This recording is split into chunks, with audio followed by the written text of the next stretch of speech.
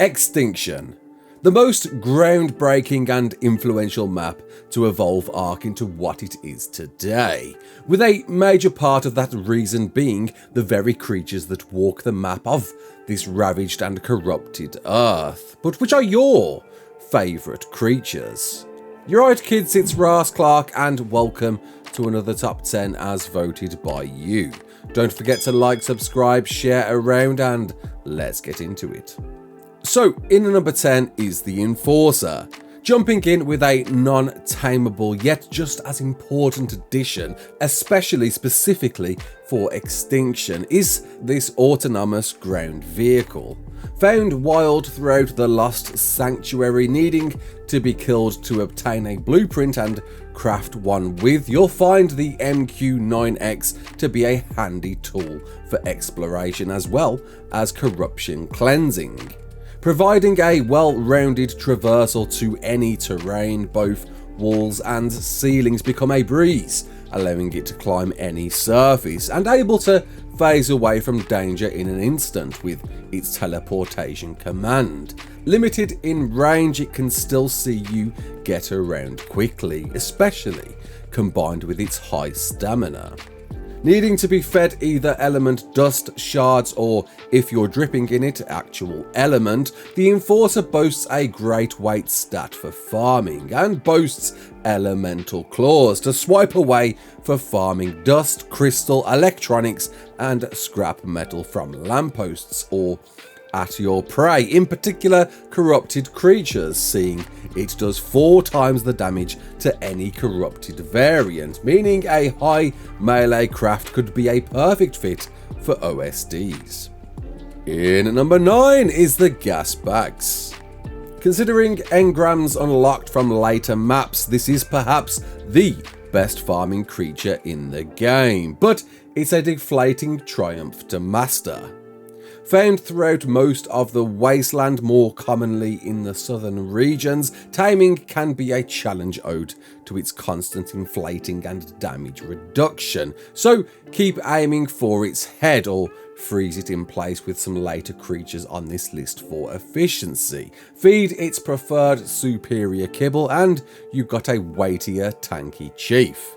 Not requiring a saddle though, can be at level 43, allowing 1 extra rider to mount. Traversing can be a tricky treat, understanding its oxygen meter, leveling as such and mastering its bursts to see you travel great distances before it loses too much air and dies to fall damage. But with an incredible base weight stat combined with something like a mining drill, you can farm incredible amounts of resources and keep on farming to safely take back home once done.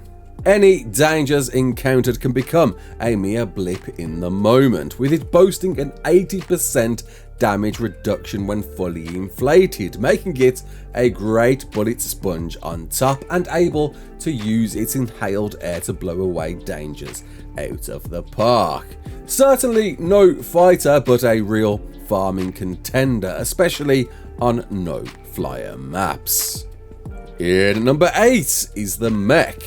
Another craftable but still a tame nonetheless, the birth child of Santiago was the beginning of a new PvP era and is the Titan companion you'll learn to love. Unlocked at level 91, needing element to be fed and used for its attacks, the giant monolith is a sight when first crafted, able to bound great distances, especially with its jetpack, consuming fuel and generating heat, depleted with its pistol too, and able to shoot at great range at the cost of element. At close range allows you to whip out its sword, dealing 25% less damage to tamed creatures, but with a wide AoE can decimate fully built bases if lacking any turrets. Initially quite weak with a crafted mech though, a great base weight for cargo hauling, finding yourself a higher level via OSDs and slapping one of its 4 modules on can reshape it to be an absolute powerhouse. From its support controller throwing up a force field that blocks incoming projectiles and damage reduction to creatures within it, inflicting boosted damage and speed reductions at any enemy that enters and exits, its anti-swarm controller firing a barrage of 16 rockets at once to inflict incredible damage, and its target killer firing a single cannon shell for massive damage, and a great tool for taming Titanosaurs and Astrocetus. Dealing 3 times damage with its pistol and 9 times damage with its sword, specifically against tamed titans. In PvP, it's a real companion to have around, but for all, it's a useful tool against the King Titan, dealing 0.52 times damage with its sword and 0.24 times with its pistol, but throw together 3 other mechs and activate its mommy attachment during the alpha fight, and you can deal a whopping 16,000 damage per hit against it, buffing all creatures in range to inflict 4 times more damage, and seeing you a quicker passage to slay one of the hardest guardians in the game. In at number 7 is the Ice Titan.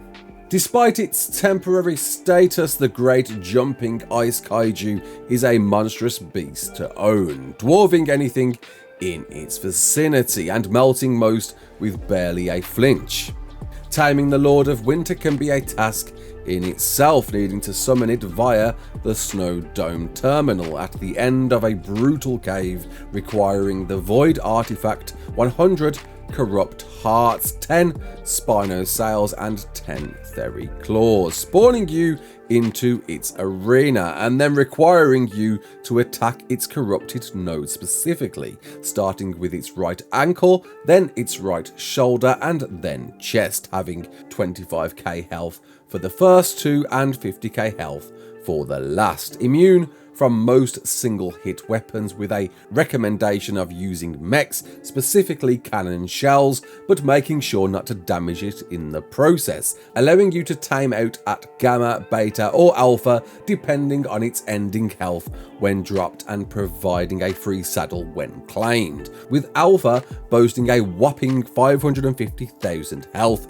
and 10,000 stamina, with its food dropping slowly and altogether to 0 if uploading and downloading, meaning its health will begin dropping thereafter. It's important to time exactly when you want to tame one, and it's worth the wait when you do.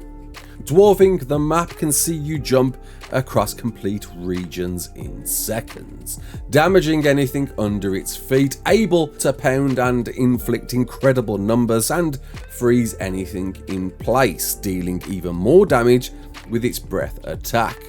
Able to build on its saddle too, it's a powerhouse against corrupted creatures, inflicting 10 times damage, meaning even legendary OSDs can be breezed through with just 1, and by far the most recommended Titan to bring along to face the King Guardian. In at number 6 is the Gacha. The once one-stop swap shop still comes in as an extremely handy time saver if set up right. Found throughout the sunken forest and tamed with literally anything dropped in front of it, but preferring structures, with greenhouse being a recommended tactic, able to eat all dropped in one sitting, you've now got a resource providing tool, through it producing crystals when fed, offering 6 choices to choose from, with a chance of the right gachas producing black pearls, metal, organic poly, or mostly sought for a 1% chance of element dust. Suffering with emotional crisis syndrome, to ensure a happy and productive derpster, it's best to have only one mate pair, saddled at 38 and at least 14 foundations away from other gachas, combined with snow owl pellets providing a buff once eaten, and recommended to feed plant species wide traps, and ensuring its crafting skill is set as close to 160% or above as possible will grant you a master resource producer, dropping high quality loot alongside its chosen resource, or random resource if not selected, seeing you farm bucket loads in quick succession if set up right. In fact, with enough space and enough owls and plant species Y traps along with a grinder, you can create one giant Gacha resource factory, cutting out almost any farming required. Still optional to go out into the wild with one if choosing to, they can throw a punch and benefit for cargo hauling with a high carry weight and 50% reduction on metal, stone, wood and fungal wood. Just be careful not to throw down that all-important Ascendant blueprint in front of it. In at number 5 is the Giga. The flagship meat runner is a perfect choice for many situations, specifically on Extinction and the later stages awaiting. Found all around the outside of the snow biome, it's a simple knockout affair, but recommended to trap with high and fast moving torpor and a lot of tranks to take down the exceptional kibble preferring level 98 saddled damage control unit. Despite its nerfed stats against its wild counterpart, with a high base health stat and leveled melee, which you should level only, especially when bred, will slaughter any opposing creature, and as a result is a very handy tool for OSDs, setting a number up just out of range to defend for a lengthy period of time. Be mindful of its rage meter mind, too much damage at once will send it into a frenzy, launching you off its saddle and likely taking you out at the same time. But a horde can be one of your best bets against even the titans of the map, and a real force to reckon with. In at number 4 is the Villanosaur. The Spinovoltus is the ultimate turret defense system you never knew you needed, until you do, and see them pew pew. Found throughout the desert region though, more commonly along its edges, and finally a simple knockout, preferring regular kibble and saddled at 27, though worth noting you'll want to use either net guns or some cover during it could possibly become the first turret you own. Ridden and leveled in melee will find this to shred enemies, able to inflict more damage than most to tankier creatures such as stegos and rock elementals, with either a tail whip launching spikes around it or shooting directly from it, with a limited range but in the right hands still dealing a lot of damage, even grounding flyers to meet an early grave. But its turret mode is perhaps its most iconic use. Sadly not affected by melee damage, once left aggressive and in turret mode will see the cactus lizards shoot at anything in range, at the cost of stamina. But not counting towards the turret limit means you can effectively surpass the limit and beyond, with something specifically designed to pepper tanks quicker than most. In at number 3 is the Carcaradontasaurus. A surprising high entry considering how recent an addition it is, but with the particular challenges the map offers can do everything a Giga can, but better. Found in the same spawn locations as the Giga around the snow dome, and uniquely tamed with fed carcasses to trust and mounted to eat high health creatures until complete. Once saddled at 96, you've got an even better contender for the harder challenges on the map. With a range of buffs such as kill frenzy, boosting speed after each kill with stun immunity, shred debuffing, reducing healing on creatures bitten, making quick healers like Daedons or Argies much easier to chew through, and an incited buff, applying speed to allied creatures around once roared. The big win is its blood rage buff. Whilst its base damage is less of a Giga, with every kill you'll increase its blood rage, and every stack increasing its damage by 1.75% and health regeneration by 1, meaning by the time it hits the max 100 blood rage it outputs almost 1.5 times more damage than a Giga. And looking at OSDs in particular, where floods of enemies keep coming to be killed, you'll find a force to be reckoned with throughout, to reward you some of the best loot on the map. In at number 2 is the Snow Owl. Surprisingly, the first flyer in the list, and thankfully an easy tame to nab. The Bubbo has more tricks up its wings than meets the eye. Knocked out in the snow region and preferring superior kibble and saddled at 61 presents an excellent choice for getting around the map. With high speed and stamina, the owl can dive into a no-noise glide, hitting the ground with force and slowing all opponents for 5 seconds, encapsulating them, which can be executed separately and continuously, providing the stamina allows, encasing anyone in an 8-meter radius in ice, pausing food consumption, buffing resistance by 87.5% and restoring health by 65 per second, supporting not only your creatures at less food worthy costs than a Daedon, but wilds planning to tame too, healing them up ready for more shots. Its melee comes in slightly useful, but as a scout it's invaluable, able to enter into night vision and detect enemy players whilst flying at speed and feeling a bit like Predator. And finally, poop. In a game that centres around the fecal matter so much, the owl comes up trumps with the best, dropping owl pellets which not only are used to buff gachas, but act as instant fertilizer with almost just as many units of use, and allowing you to bypass to grow all your crops needed, but not the highest voted needed creature. And before we get to that, let's just take a quick look at the creatures that didn't just make the vote.